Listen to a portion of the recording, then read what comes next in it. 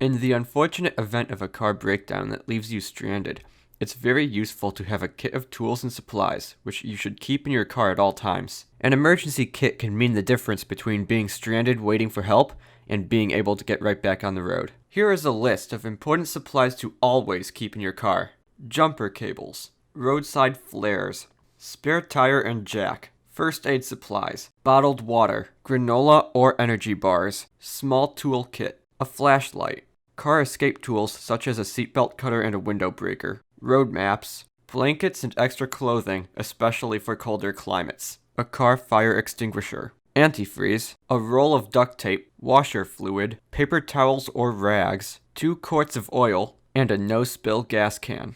You can often find these items being sold as kits online or at automotive stores.